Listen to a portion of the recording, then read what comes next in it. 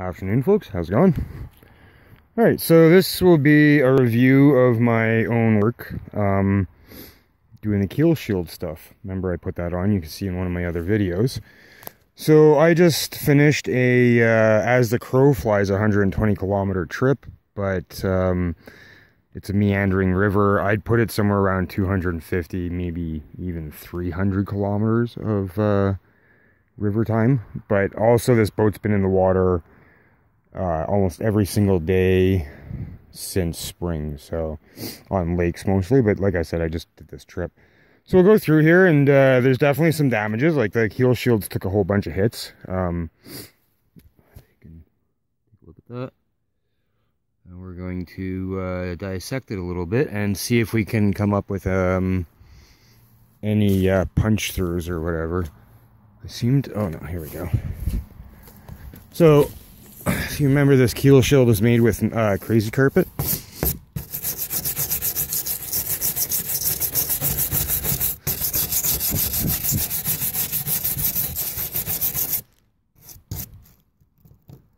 Oh, okay, that's glue. That's like shredded. So yeah, this is made with crazy carpet and then hot glued on, and so there's a good, depending on where, there's a good layer of glue underneath in between the shield and the boat hull.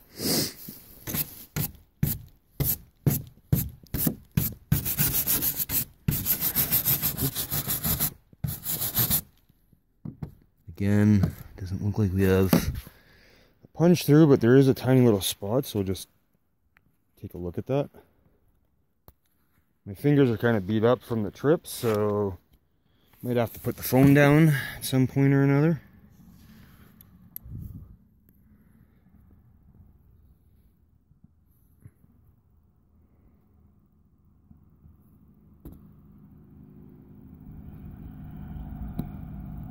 Nope.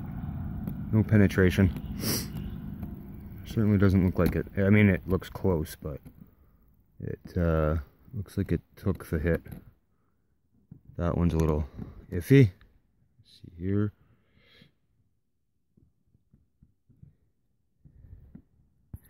Now, I was going through whitewater, rapids, over rocks, logs, you know, you name it. I portaged this thing about 5 kilometers over, what was it, 12 beaver dams, 3 roads, and a set of train tracks. And then at the end of all that, I was at a dead end and had to basically go back to the train tracks and go down the road.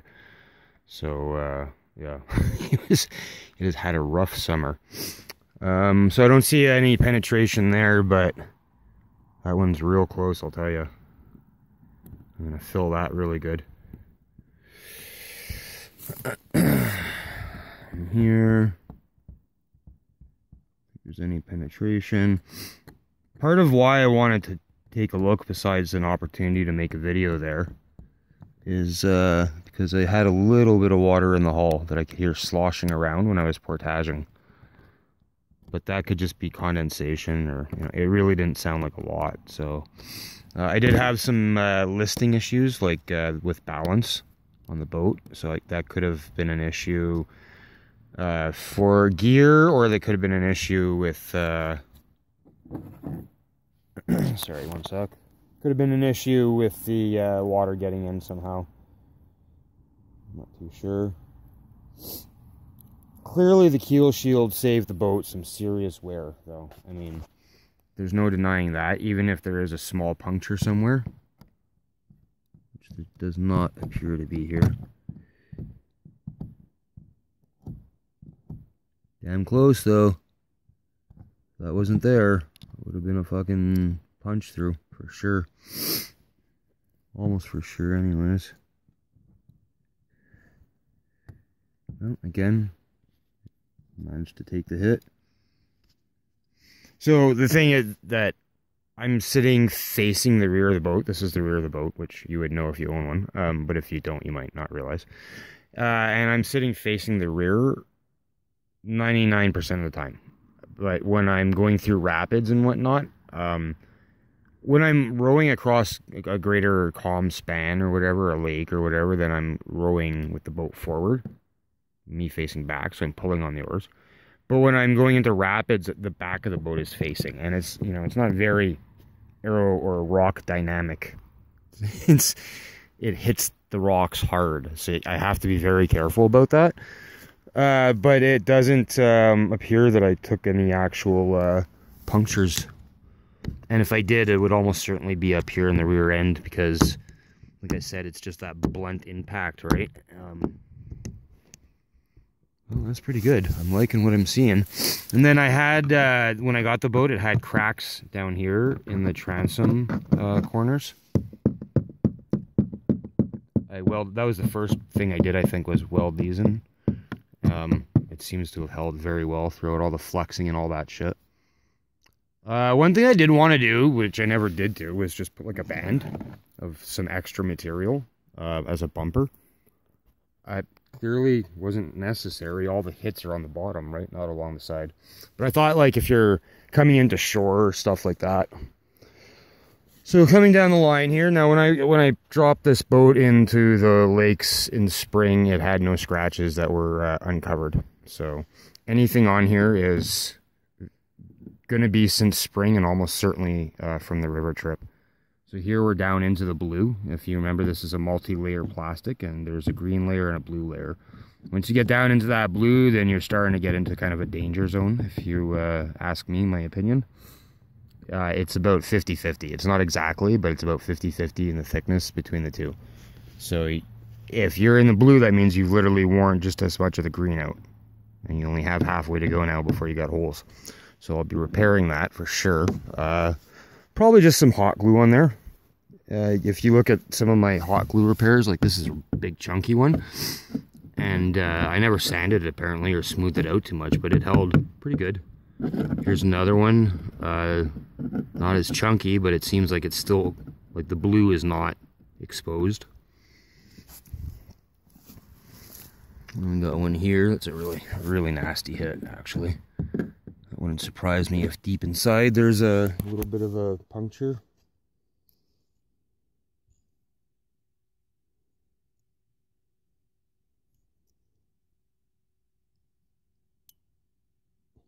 Fiddling with the Leatherman here.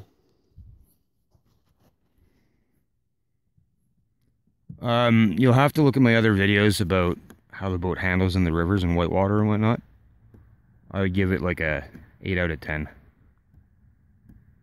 8 because of that.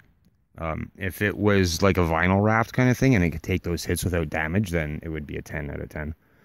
It really handles the rivers incredibly. Like, I can stand up on the gunnels and take a leak off the side while I'm going through whitewater sections, and not really feel like I'm falling off the boat at all. So, yeah, a few hits in the corners. These corners actually take a lot more than I thought. And so if I were to do this again, I would probably have the shield come out a little bit, maybe. Clearly this is a nasty hit. Just dragged it right across something. Well, that's a drag, not a hit, I think. But yeah, I just tore that apart. Here too, this is probably, a lot of times when I'm going through whitewater, I'm kind of at an angle to the current. So I'm coming in sideways a little bit, which is really not so great for the boat because the rocks are kind of hitting this way.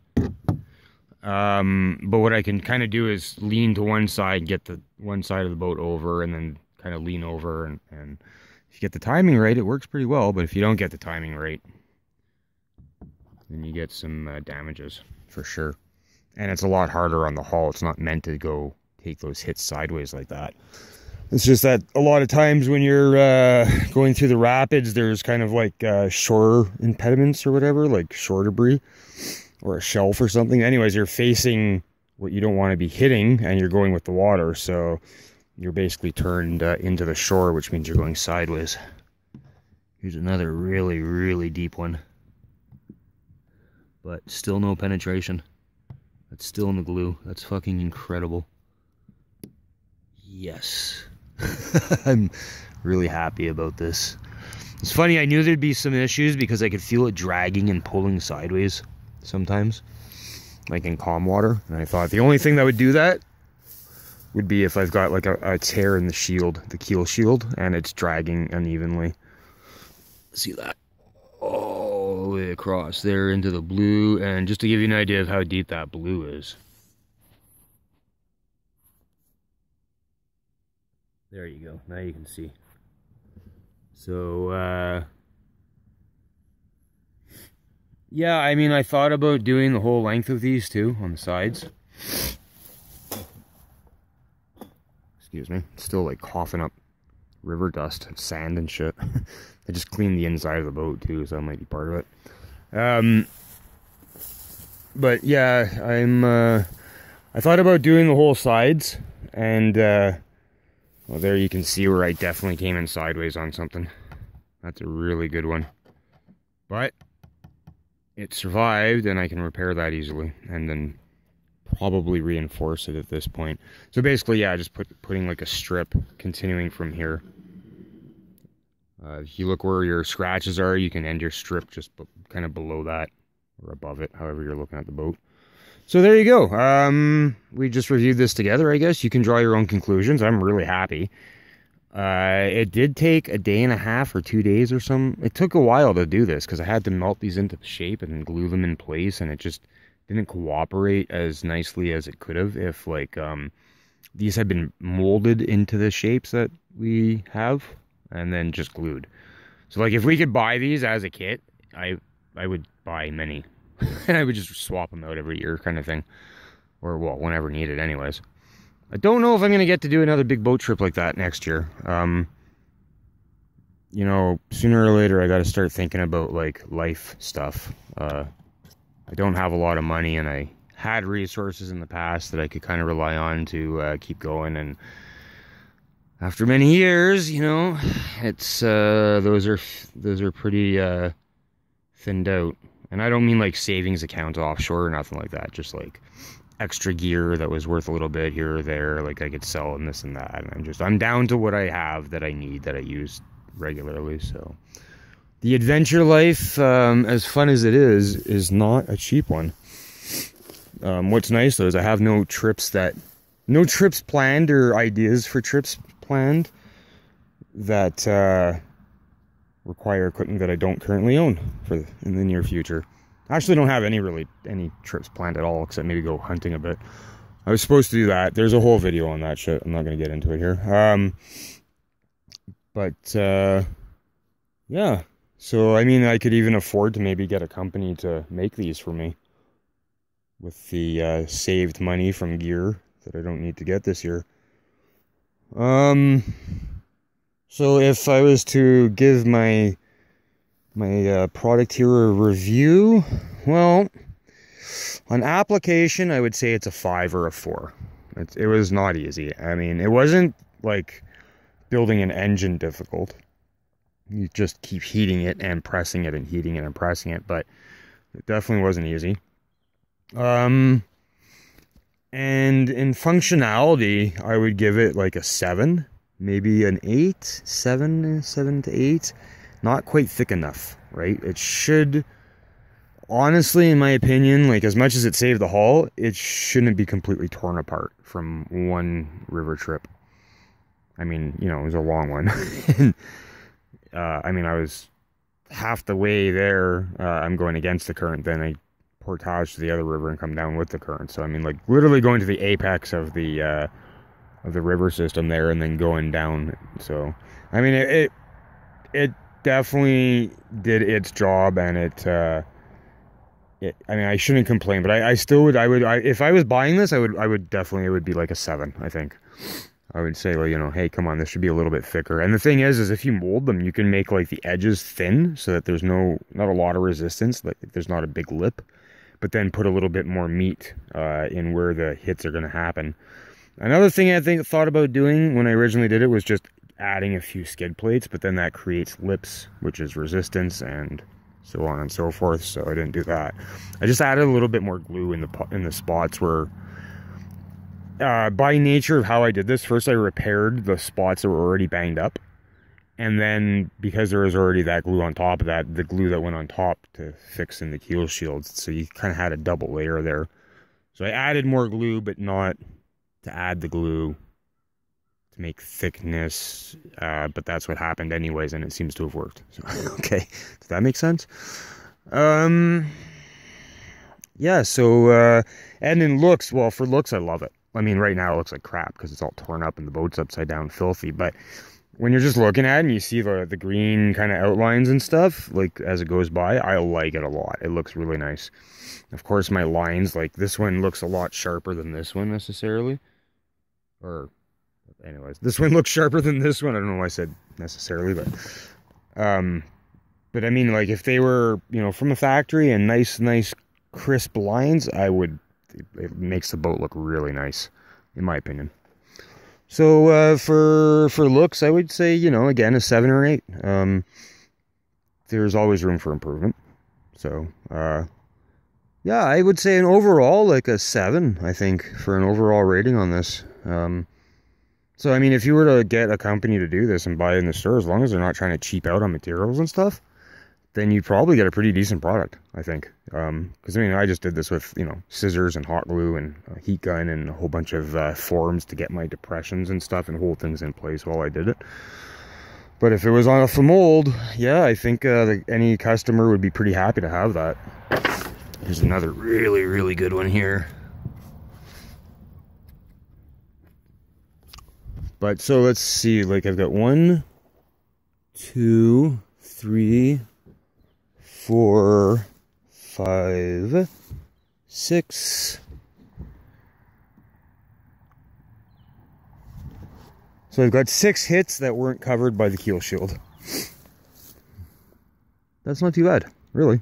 I mean, easy to fix that problem, right? Well, for most of them, anyways. The side ones, the ones that are on the inside, you kind of just have to accept and treat your boat gently.